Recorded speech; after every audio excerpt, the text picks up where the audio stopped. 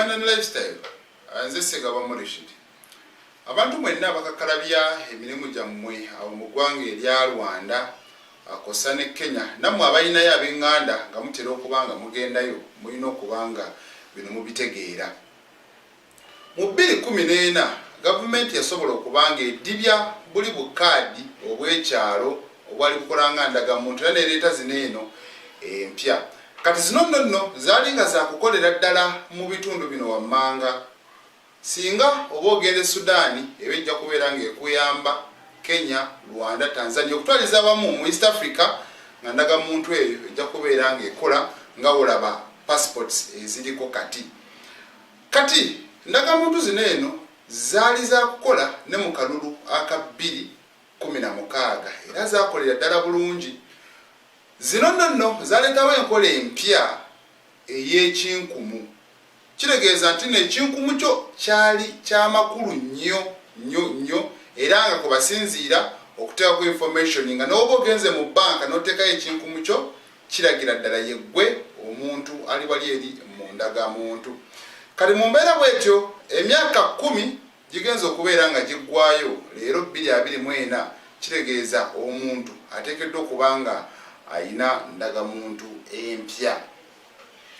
Waliwo ezaali ziggwako mu gw'omukaaga, mu gw'omusanvu, mu gw'omunana, mu gw'omwenda, endala zizigweddeko mu mwezi gunene gwe tulimu ogw'e11. Kati gavumenti yavaayo netegeeza nti ssaawa zino eno mu mbalirira akasente akaddamu okubeera nga kanguya okuwandiisa abantu okufuna ndagamuntu kayinza okuba nga tekaliiwo, naye omwaka ogujja tujja sobola okwewandiisa abo abataafuna, then n'abo abaafuna bajja sobola okuupdatinga ebyabwe. Era ne balaga nti wakati mu kukyusakyusa mu ndagamuntu yo ng'oyagala kwongerako erinnya oba kuggyako erinnya oba okukyusa emyaka, ekirakkirizibwa kukyusa ye seksi yo. Tojja kugamba nti luli nali mukazi kati kangende nkyuse bagambe nti ndi musajja, no. Naye ebirala osobola bikyusa naye wajja beerawo ka extra charge koyina okubanga osasula.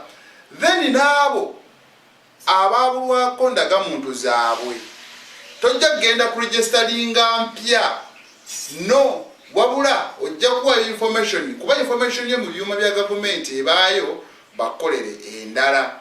Kitegeeza ki nti gwe bayakubulako olina osasula ate banene abazirina kitegeeza bateekeddwa okubanga munnange baddayo nene nkadde ate basobole okubanga bakuprocesingira ofune empya.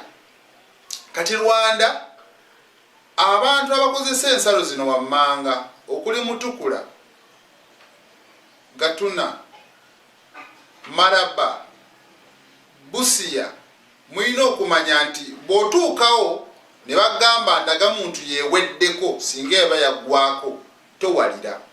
Options obeera na 2 so far z'osobola okubeera ng'okozesa. Esooka osobola okufuna kye twandiise temporary movement permit. Eyo nno ogisasulira $1,000 ate eba emala emyezi 3. Waliwo kye twandiise certificate of identity, eyo ya $4,000 emala omwaka mulamba. Gwe ayina ndagamuntu nga yaweddeko, ayina ndagamuntu nga yaggwako, eyo solution gy'olina okubeera ng'okola. So ng'otravelinga manya nti ebyo kati byebiriwo. Totuuka eri nga $4,000 oba $1,000 toguyina nga golowooza ndagamuntu yekyakola. Bw'obanga olina passport ate gw'oli kigalo. Bw'obanga olina passport gwe tewali buzibu, ojja kuyitawo nga bw'oyagala. Singa oba ne passport naye ababadde bakozesa ndagamuntu kati ebintu biyinza okukalubamu ng'olina kufuna temporary movement permit oba certificate of identity. Kati ku nsonga endala, nammwe bannayuganda mwenna abalina mita enkadde zigenda kubeera nga zisalibwako. Ekitongole kya Umeme mabegakaawo nga weddamu okuregisteringa oba okusubscribinga ku masannyalaze bakuweereza token 3 zoteekeddwa okubeera nga munnange ojjuzaamu. Kati bano balaga nti gye butuukidde olunaku olwaleero bannayuganda abali mu bitundu 95 be basobola okuba nga bumita bwabwe baabuzza obujja, ate abalala bakyali buloba tebanamanya butya bwakikolamu.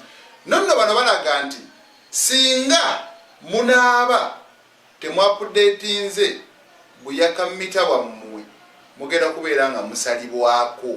Kitegeeza mmwe bye mulina bijja beera bikadde. Kino bakikola okusobola okulaba nga bongeza ku ngeri empereza zaabwe gye zituuka mu bantu. Kati beerawo ng'okimanyi nti weetaaga okuapudeetinga kayiyakako. Bw'oba bino tobitegedde ojja kukubira abaawumeme bakunnyonnyole mubeere updated. Nze Ssegabamu Rashid.